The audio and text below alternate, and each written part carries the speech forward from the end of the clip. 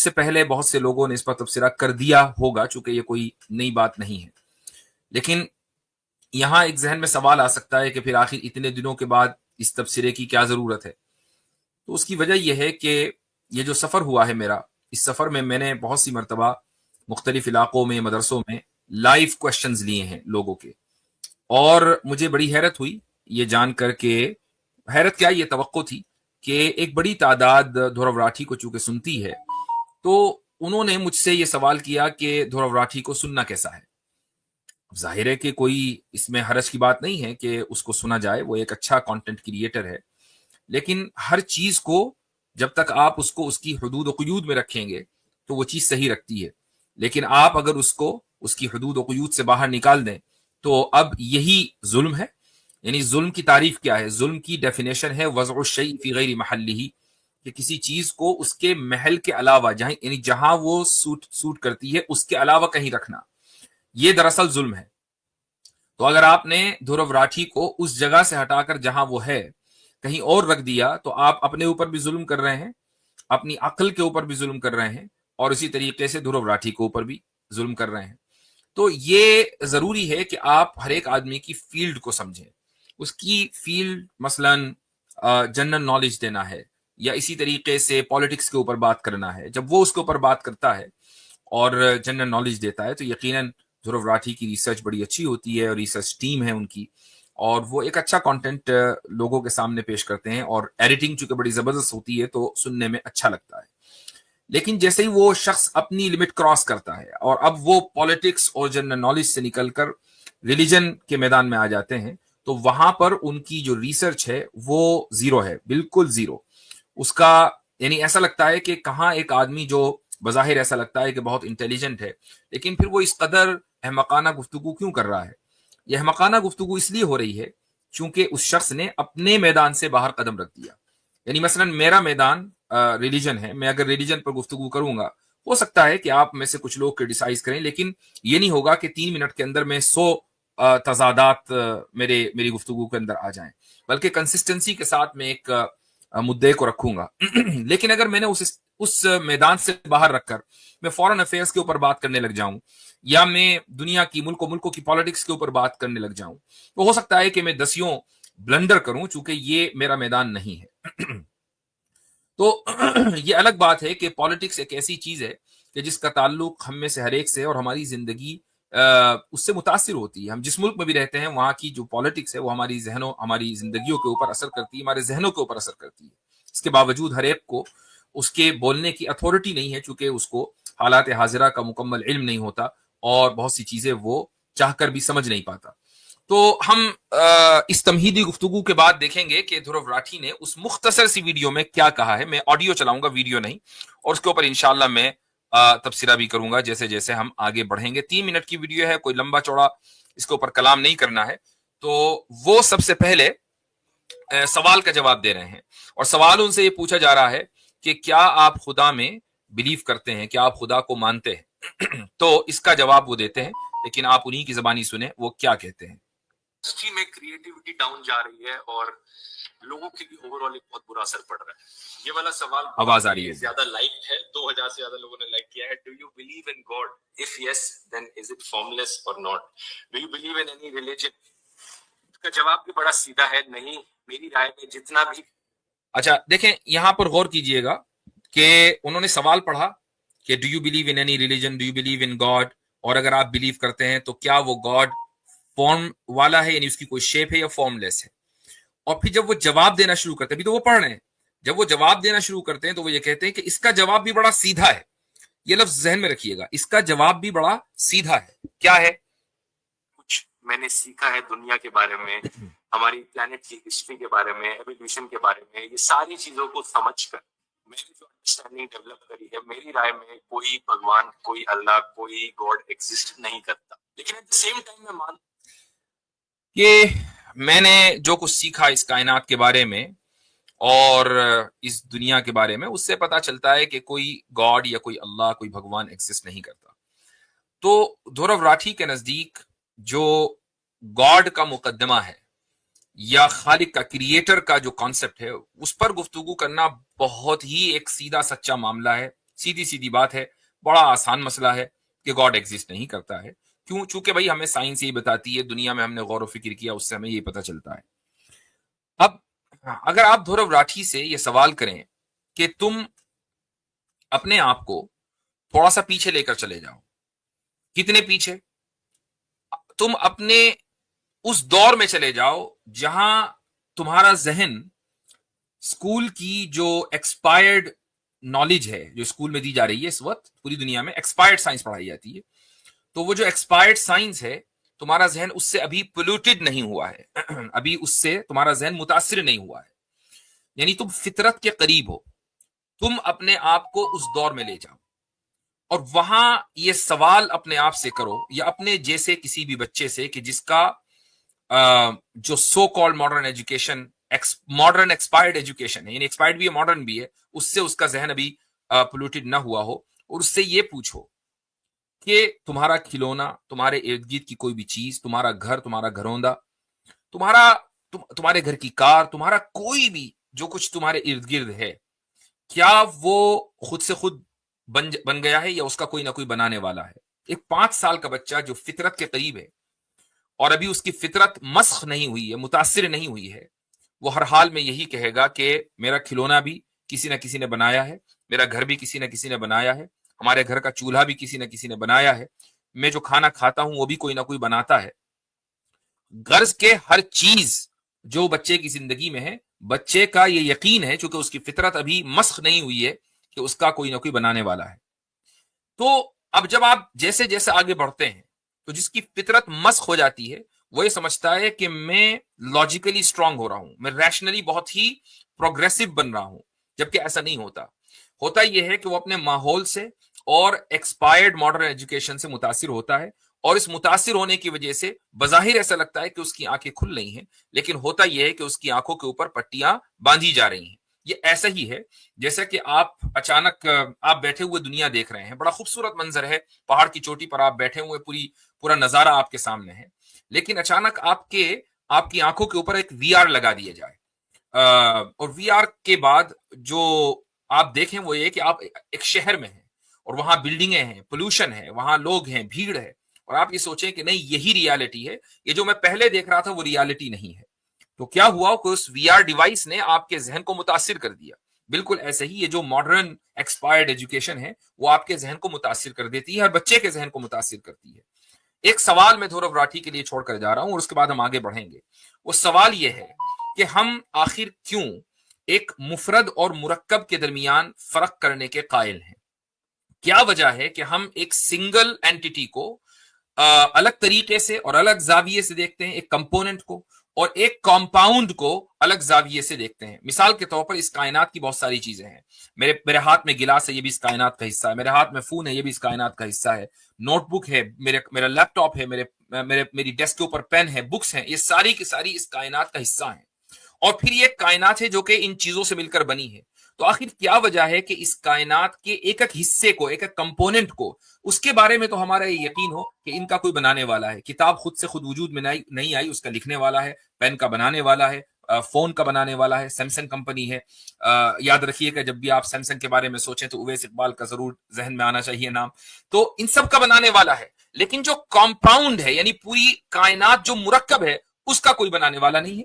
तो ये मुफरद और मुरक्कब के दरमियान, यानी कंपोनेंट एंड कंपाउंड के दरमियान आप फर्क क्यों करते हैं, और इसकी क्या लॉजिकल रीजन है कि कंपोनेंट्स तो सबके सब कोई ना कोई उनका बनाने वाला हो, लेकिन कंपाउंड खुद ब खुद बन जाए? इस फर्क की कोई लॉजिकल रीजनिंग हमें चाहिए। ये सवाल ध्रुव राठी और इन जैसे तमाम मुल्हिदीन के लिए है जो खुदा के वजूद के कायल नहीं है, और कायनात के ताल्लुक से वो सोचते हैं कि कायनात खुद ब खुद बन जाती है। आगे चलते हैं, देखते हैं कि ध्रुव साहब आगे क्या कहते हैं।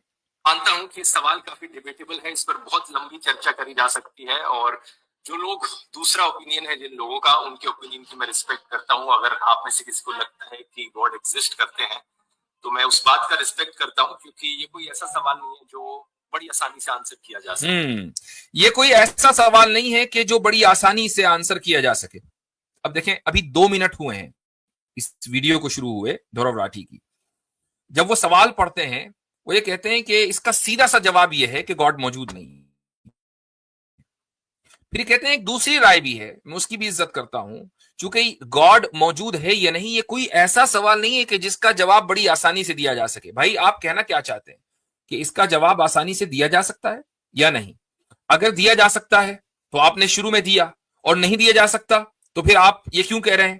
یعنی یہ دونوں ہی باتوں کے اندر تضاد ہو گیا، بلکہ 2 ہی منٹ کے اندر آپ نے متضاد گفتگو کر دی. ایک طرف یہ کہتے ہیں کہ بہت سیدھا سا اس کا جواب ہے، اور دوسری طرف کہتے ہیں کہ نہیں بہت مشکل اس کا جواب ہے، آسانی کے ساتھ اس کا جواب نہیں دیا جا سکتا.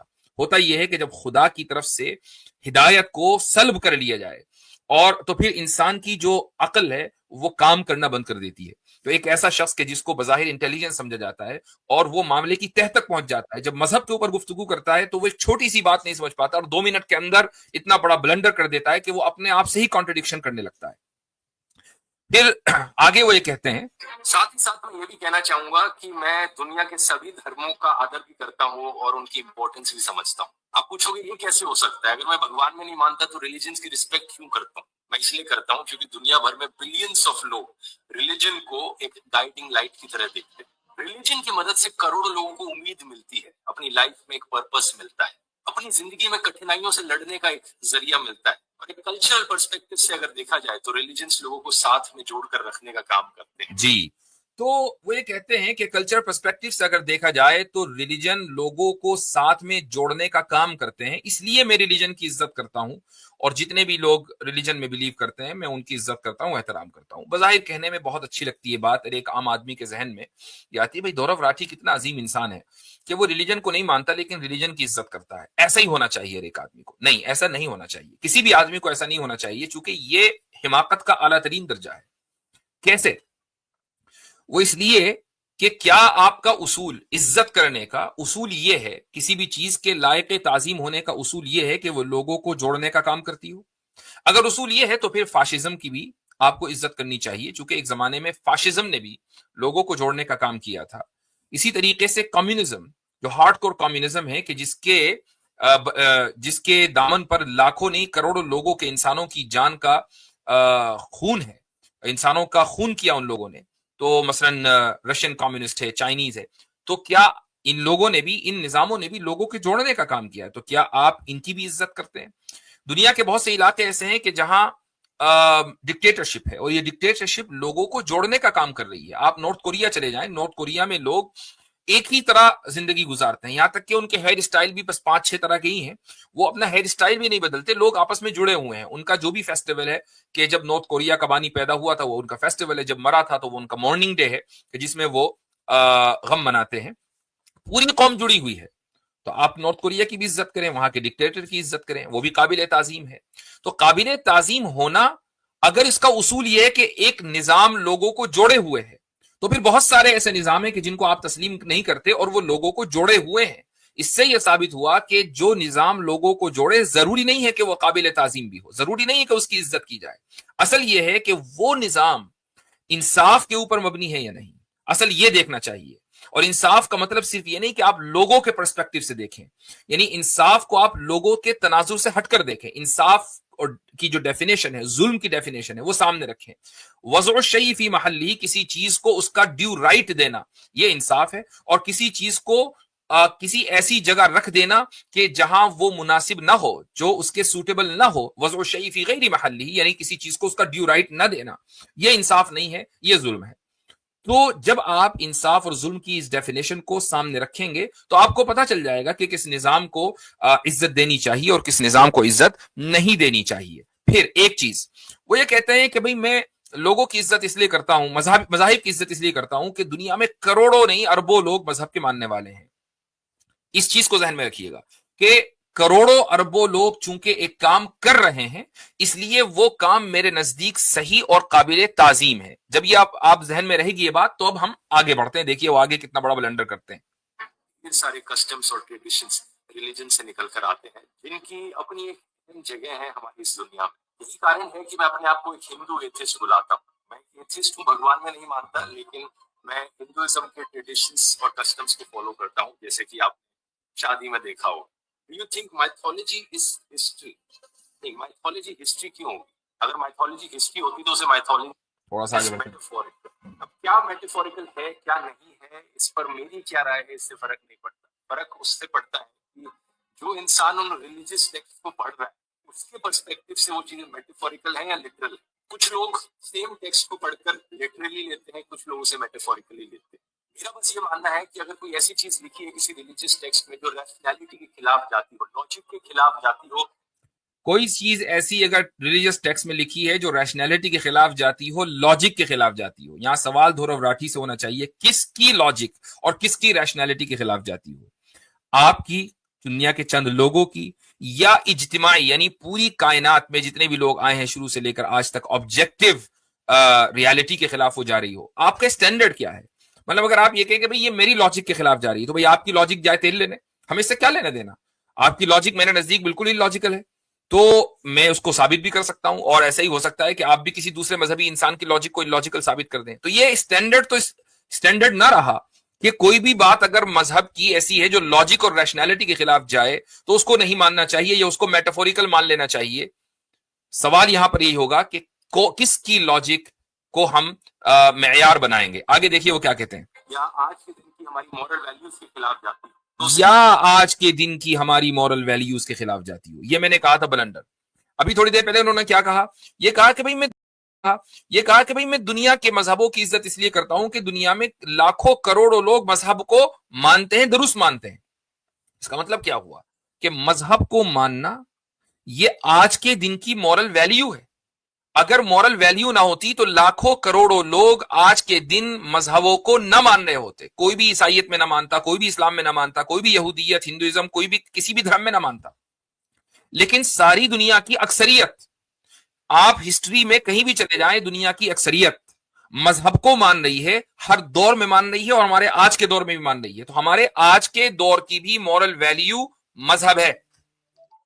پھر جب یہ بات ہے تو پھر آپ نے یہ کیسے کہہ دیا کہ اگر کوئی بات ہمارے آج کے دور کی مورل ویلیو کے خلاف ہوگی تو ہم اس کو تسلیم نہیں کریں گے, جبکہ مذہب کو ماننا ہی آج کے دور کی مورل ویلیو ہے. یہ ہے کانٹرڈکشن, یہ ہے بلنڈر. یہ ذہن میں رہے کہ ملحدوں کے نزدیک آج کے دور کی مورل ویلیو اسٹینڈرڈ ہوتی ہے, پھر جب زمانہ بدل جاتا ہے تو وہ اسٹینڈرڈ بدل جاتا ہے. میں اس موضوع کے اوپر کئی مرتبہ کلام کر چکا ہوں, اور یہ ذہن میں آپ لوگوں کے رہنا چاہیے کہ جب ہم یہ مانتے ہیں کہ آج کے دور کی مورل ویلیو اسٹینڈرڈ ہے تو ہم پرانے دور کے تمام لوگوں کو احمق اور بے وقوف مان رہے ہیں. ہم یہ کہہ رہے ہیں کہ ہم مورلی زیادہ بہتر ہیں, اور ماضی میں جو لوگ ہیں وہ مورلی کرپٹ تھے, وہ زیادہ بہتر نہیں تھے, ان کے پاس وہ لاجک اور وہ ریشنلٹی نہیں تھی جو آج ہمارے پاس ہے. جبکہ صورتحال یہ ہے کہ اگر ان لوگوں کی لاجک اور ریشنلٹی ہمارے پاس نہ ہوتی تو آج ہم بالکل, یعنی جس کو کہنا چاہیے کہ نہ دھوبی کا گھوڑا کیا ہے, وہ نہ گھر کا نہ گھاٹ کا, وہ صورتحال رہتی ہماری. وہ جو مثال ہے اردو کی, تو دھوبی کا کتا, ہاں, نہ گھر کا نہ گھاٹ کا, وہ مثال ہے.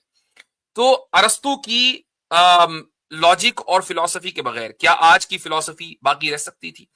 پلیٹو کی فلسفی کے بغیر, اس کے ڈسکورسز کے بغیر کیا آج کے دور میں آپ لاجیکل گفتگو کر سکتے تھے؟ یہ ایک ایوولوشن ہے جو کہ گریک دور سے شروع ہوا اور پھر اسلامک دور میں ہوتا ہوا یہاں تک پہنچا ہے. آپ کو ماضی کے دور میں جانا پڑے گا اور ان کی مورل ویلیوز کو اپنانا پڑے گا, ان کو عزت دینی پڑے گی, ان کو عقل مند سمجھنا پڑے گا, تبھی آپ عقل مند ہو سکتے ہیں, ورنہ آپ بھی بے وقوف ہیں. اس کے بعد لاسٹ پوائنٹ, یا تو ہمیں اگنور کر دینا چاہیے یا پھر ہمیں اسے میٹافوریکل سینس میں لینا چاہیے. یہ بہت بڑا فرق ہے جو لوگوں کو سمجھنا ضروری ہے, کیونکہ یہی فرق ہوتا ہے ایک سمجھدار ریلیجس انسان میں اور ایک ایسے بے وقوف ریلیجس انسان میں جو اندھ وشواسی بن جاتا ہے. کیا مطلب ہے اس کا؟ وہ یہ کہہ رہے ہیں کہ اگر کوئی شخص ریلیجس ٹیکسٹ بک کو پڑھتا ہے اور اس میں کوئی بات اس کو لاجک یا ریشنلٹی کے خلاف ملتی ہے تو اس کو میٹافوریکل لینا چاہیے.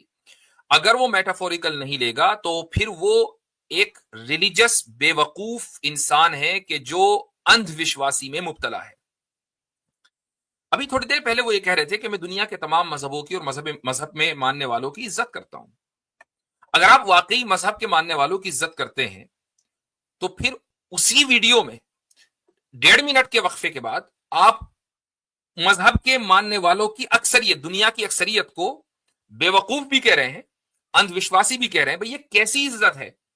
میں آپ کی بہت عزت کرتا ہوں اور آپ بہت بڑے بے وقوف ہیں.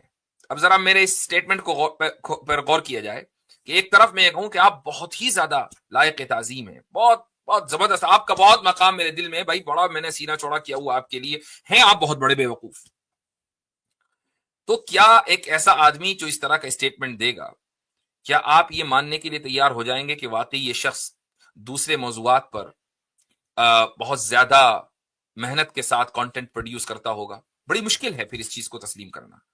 لیکن میں دھورو راٹھی کو یعنی میں سمجھتا ہوں کہ انہوں نے ایک اچھا کانٹینٹ انڈین کانٹیکس میں دیا ہے, خصوصاً پالیٹکس میں اور بھی دوسرے موقع پر, اور ان سے یہ توقع کی جاتی ہے کہ جب آپ کوئی بھی کانٹینٹ بنائیں تو پلیز مذہب سے دور رہیں, اور اگر مذہبی موضوعات پر گفتگو کرنی ہے تو پھر جیسے آپ نے کسی ہندو اسکالر کو ایک مرتبہ بلایا تھا, شاید پرشانت کیا نام تھا اس کا, اس کو بلایا تھا, تو میں سمجھتا ہوں کہ اسی طریقے سے کرسچینٹی اور اسلام کے جو بھی اس طرح کے لوگ ہیں کہ جو اپنے مذہب کو بہت اچھی طریقے سے ریشنلی پیش کر سکتے ہیں, ان سے آپ کی گفتگو ہونی چاہیے.